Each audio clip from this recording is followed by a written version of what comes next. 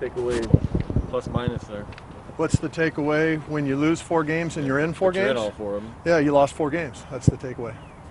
Do you look back on, opportunities that got away, or feel like, hey, this, maybe the feeling of the team changes if you win 2 of them and you come out of it 2-2 rather than 0-4?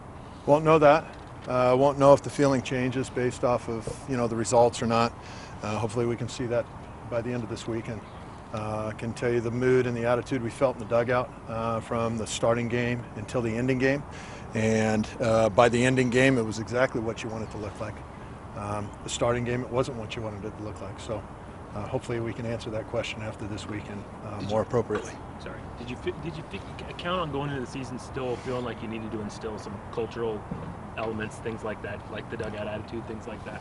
Oh yeah, I think that's going to be a season process. I don't think that's you're going to kick that in the first weekend or anything like that. I mean, you really are probably going to have a tough time getting it through even by the end of the year entirely. But that's the objective in year 1, is to make sure that if we can, we do get that in all the way and throughout the system to where everybody understands what the expectations are. It'll usually take I don't know, I've heard it said by one of my mentors, it takes 3 solid years, but let's keep our goal of 1 year. What sorts of things, can you describe just an example of 1 or 2 things that you saw Tuesday that you weren't seeing Friday that you liked? I saw a fight all weekend. What I didn't see before Tuesday was a continuous fight.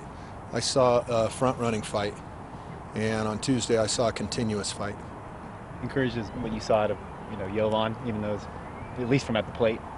And on the mound as well. Now his stat line stunk, and he'll tell you that his stat line on the mound stunk. But when his arm strength and his pitches and the feel of the ball and some of the other things that he's bringing to the table showed back up this weekend, even at a better level than we saw in the scrimmages. It's just an indicator that he's progressing, and that's the goal for him right now.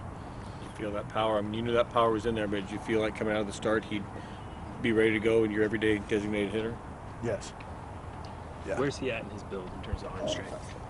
Well, I don't know. That'd be guessing on a percentage. I know back in the past, he was able to touch 95 miles an hour, and he hasn't done that yet.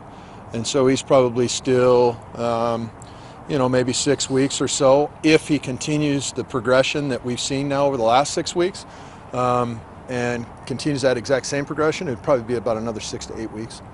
What do you know about Nevada? I know they're a scrappy group. I know their coaching staff is a coaching staff that's got a lot of experience. With Troy Buckley as the pitching coach, was the head coach at Long Beach State for some time. TJ Bruce was one of his players, and dating back to one of the teams we had at the University of Arizona when we went through the Super Regional at Long Beach State. TJ Bruce was the second baseman on that team. And so I know their staff real well. They're right-handed starters, 3 right-handed starters. They've got different looks out of the bullpen with sidearm righties, sidearm lefties, and different matchups that can be very, very effective, as we know. And they're a group that's coming off of a rough weekend, and so they're going to be probably hungry to get off to a much better start. What's the psyche of your starters? Looks like you're sticking with the same 1, 2, 3 guys. What do you tell them coming off last weekend? They're going to need to get better, or else they're not going to be starters. As a whole, what's kind of then the psyche of this team come back? When you're 0-4, like I say, you see some positives, but they can get beat up a little bit being 0-4. What do you see out of the attitude-wise? Oh, yeah. I mean, you can get beat up at 0-4, or you can be disguised at 4-0 of a lot of weaknesses and holes in your game. I think this much. I think the record will indicate the level of preparation and specifically the consistency of the quality of preparation we put in on practice days. Our practice days have been inconsistent, and so leading into the first weekend, my expectations were we were going to see an inconsistent 9 innings of play, and it was spot on. And so as our preparation can, whether it's a 2 or a 3-hour day or however long your day is, as that stays consistent, I think you'll start seeing the consistency in a 9 inning or however long you play that day. You like some of the things you saw out of the bullpen, Bro and Summers in particular? Yeah, and I love Alstrom's competitiveness. I thought Peyton Fuller, I thought he was competitive at some levels as his start. Hunter Bro, he's never had 1 outing in a Duck uniform, I don't think, that he'd be proud of, and he had 2 outings in a row that you can really be proud of. And for me, it's not a knee-jerk reaction on changing pitching or order, batting order and stuff. I think it's going to be real simple. When there's changes that need to be made because you see a pattern of success or failure, then we'll do it. If it's just a bad moment, it's a bad moment, and there'll be, you know, poise from the staff and understanding. But if there's a pattern of whether it's really good and a guy needs to be moved up in spots, we'll do it.